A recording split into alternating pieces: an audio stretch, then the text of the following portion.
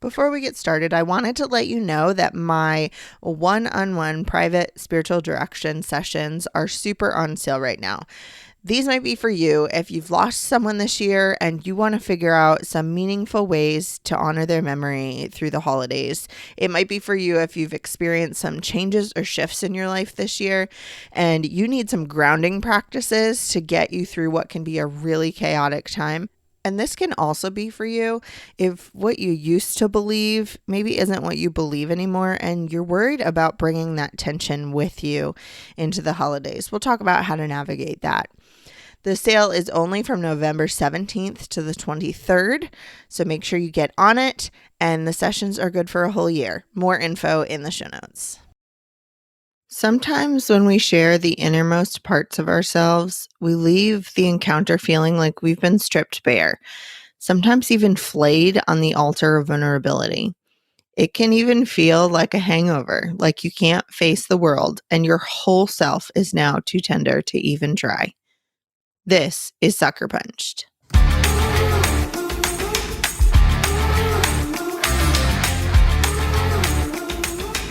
I have spent years on a quest to find the perfect pots and pans. Stainless steel is great, but not convenient. Non-stick is so easy, but not the best cooking experience. Cast iron is a beloved classic for a reason, but sometimes I just need something light that will wipe clean easily. And then I found our place. If all the other cookware had babies, the always pan and perfect pot will be their perfect little progeny. I have the spice color and I kid you not, I am in love. They look great sitting on my stovetop when I procrastinate doing the dishes, and they've reignited my love for cooking. They come with super useful accessories.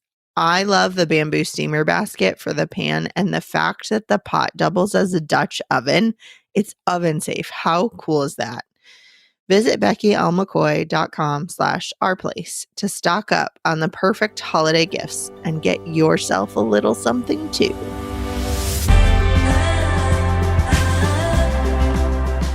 Brené Brown, an author, professor, and researcher who focuses on vulnerability, shame, and leadership, coined the term vulnerability hangover, and the world has been better for it ever since. In her TED Talk, Listening to Shame, Brown defines vulnerability as emotional risk, exposure, uncertainty.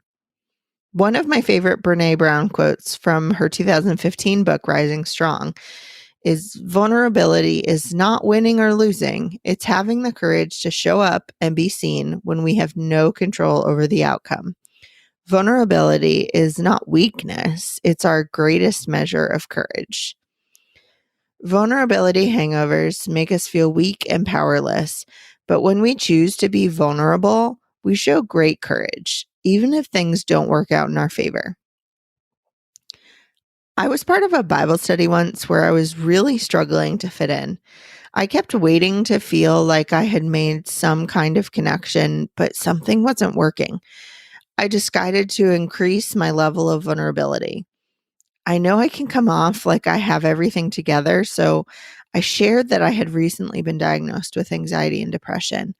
I had hoped to be met with vows of support or at least some sympathy, but no one even acknowledged it. They just awkwardly moved on to the next prayer request. Looking back, I should have known that few people in that space were emotionally equipped to receive my vulnerability. It was a painful lesson with a wound that took a long time to heal. But its scars have helped me to learn when the situation is safe enough for vulnerability. I recognize that situation plus the ensuing vulnerability hangover would be enough to make some of you want to build a cinder block bunker for your heart, but hear me out. It's possible for people to care for your vulnerability tenderly and to walk with you through the hangover. By the time I went to seminary in 2017, I'd started to experience a lot of tension in my faith. Did I believe the right things? Was I living them in the right way? Was I even asking the right questions? It was lonely for a while. I wasn't sure who was safe to talk to. I'd learned that lesson the hard way. And I didn't want answers to trust God or read my Bible more. I wanted a faith that wasn't primarily an intellectual experience, but I had no idea where to begin. And I was terrified to say any of it out loud. What if I was vulnerable and was once again met with no support? Could I withstand that again? I picked a few people who were feeling the tug to lean into a more somatic, holistic spiritual life. I couldn't even use those words yet. Spirituality still felt too out of bounds, and holistic felt too woo-woo for me. I shared some of what I'd been thinking and wondering and experiencing, and was met with as many enthusiastic me toos. Instead of being met by apathy or judgment, I'm not sure which is worse, I was met with curiosity and kindness. With each exercise in vulnerability, the hangovers became more tenable, and I gained confidence, and I learned how to figure out who was safe to share with. Am I really good at being vulnerable with people in every area of my life? Not in a million years. But I'm learning that the vulnerability hangover doesn't mean I'm not safe. It means I've taken a risk that could result in deeper, more trusting relationships with my friends and with myself.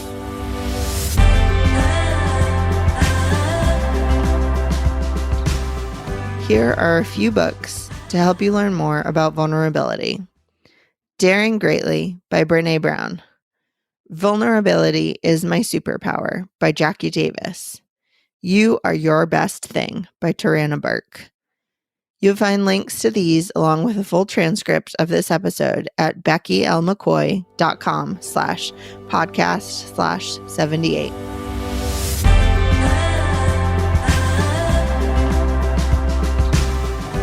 Solve all your cookware problems with Our Place's Always Pan and Perfect Pot. Dress up your kitchen with one or all of the great colors to choose from. Did I mention the accessories? Pot holders, steamer baskets, and the most gorgeous trivets. They've always got great sales going on, no coupon necessary. Shop at beckylmccoy.com/ourplace.